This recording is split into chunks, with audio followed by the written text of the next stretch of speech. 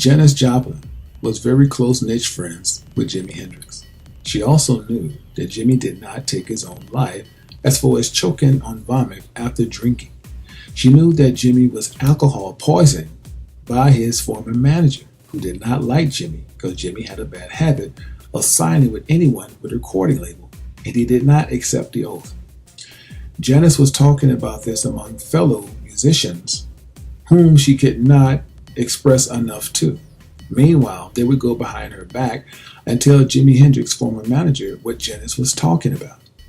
So Janis was getting prepared in 1970 for a concert in a hotel. As they went to check on her, the goons have already been in her room and gave her an overdose of heroin. Janis Joplin was getting ready to blow the whistle on Jimi Hendrix's death, and they could not have that, so they killed her.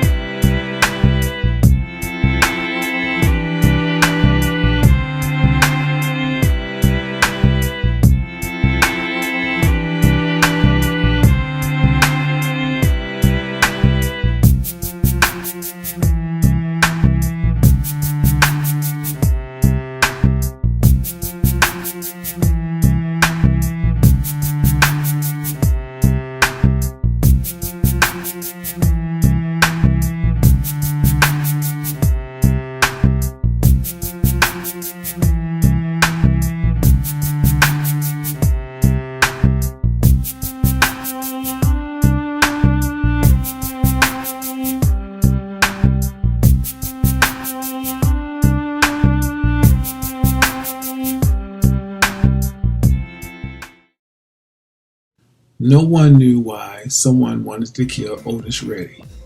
As his body lies slumped in the pier where the fishermen fish, they had to hook line his body out the water, as you see here. Otis was beaten to death because he and James Brown was getting ready to orchestrate a distribution deal for black music.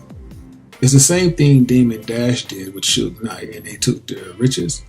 Well, back in those days, this thing was unheard of, and still today. So they killed him. They beat him. Now you're probably asking yourself, why not James Brown too? Because they felt like James Brown would be more profitable. So they made James a deal. James accepted the oath. Otis Redding was a big man, so they couldn't come to him by themselves. They came with a few people. They caught him off guard, they beat him to death and threw him in the pier. James Brown lay motionless into the funeral because James knew why they took his friend's life. When they made James a deal, he did not back down, nor did he think about doing a distribution deal ever again. James took the oath, and he signed with the Brotherhood. Blood, that is. Meanwhile, Otis had his funeral, and you notice they're carrying his casket by the waist, indicating that he was not of Brotherhood, nor did he sign his name in blood, nor was his life a sacrifice for anyone in the industry. But James Brown signed over his life to fulfill the legacy of the Brotherhood.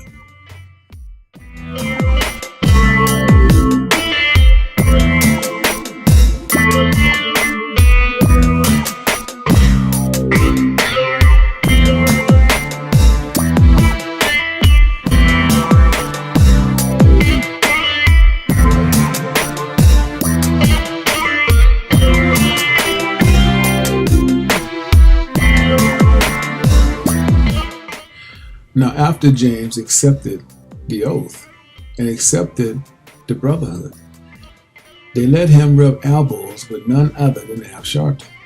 See, Al Sharpton gave in a long time ago. His job was to orchestrate to James about the BSing of the NAACP, the Black Caucus, so on and so forth. James Brown was shocked to hear the news, but nevertheless, James played the game and he played it well. Whenever there was an event of a rioting, of anything that was unjustified to blacks, they would call James to have a concert. So when you hear the song, "Say It Loud, I'm Black and I'm Proud," you can only wonder, did he really mean it? Or was it a song to fulfill the brotherhood, to calm and ease the minds of black folk? I'll let that ponder while you guys think about what was just said.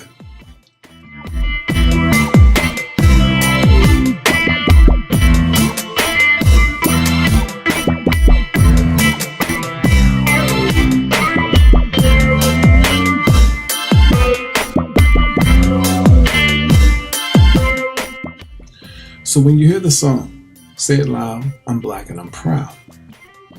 Do it do you justice? Did you really get it? Some of you had no idea why Janis made that record. Now if it's sincere, that's a great thing.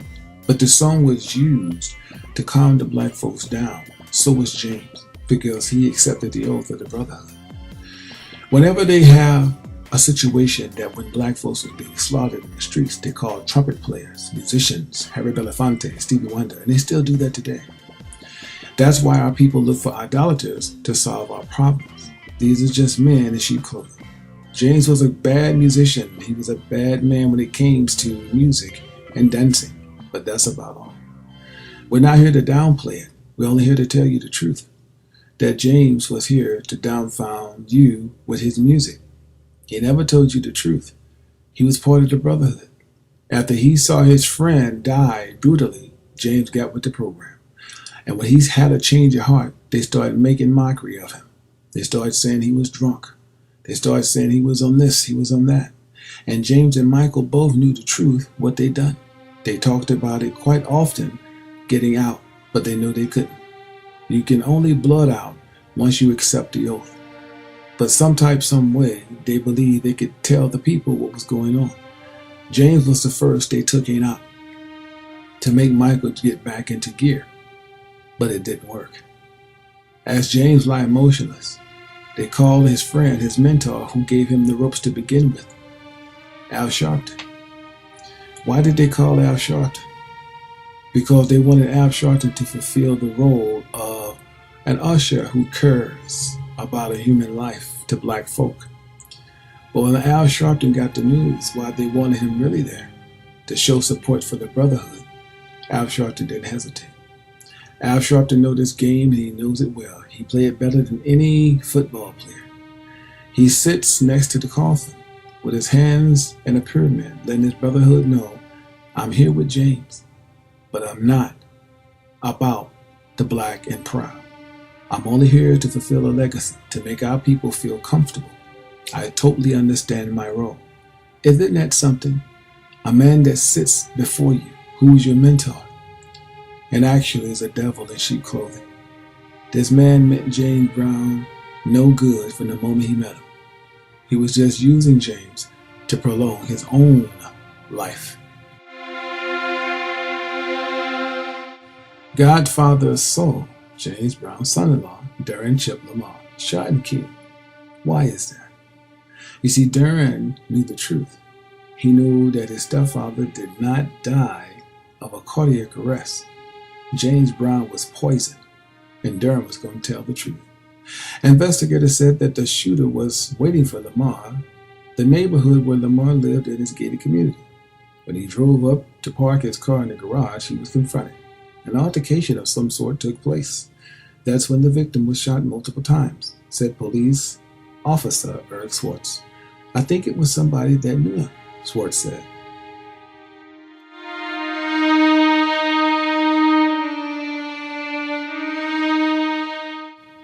The witness said Lamar then got into a car and drove 4 miles to Northside Hospital, where he died. CBS 46 talked with Lamar in January 2007, only weeks after James Brown died Christmas Day 2006. Lamar said he felt his father-in-law's death was suspicious. There's not a bone in my body that believes my father-in-law died from congestive heart failure, Lamar said. Lamar questions Brown's death because there was no autopsy. That is genius, because the Illuminati, who are the music industry, Clive Davis and all the rest of them, but Clive Davis being the ringleader of black entertainment, gives orders to cover up everything. You understand? We'll talk more as we go along the way what Clive Davis is orchestrated. See, James Brown was taken out because he was getting tired. And as they get tired, they start telling. and they can't risk the fact that these celebrities will tell the truth on what they really do in the industry.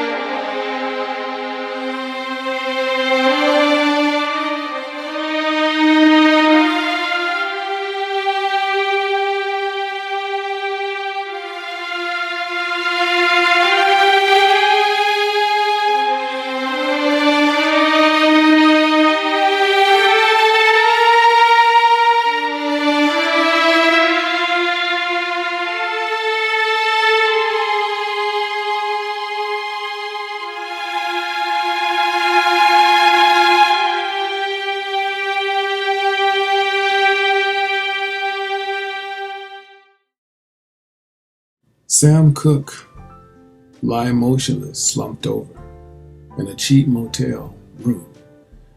They tell you that Sam Cooke died because he was trying to chase a prostitute into the manager's office to get his money that he felt like she'd taken from him.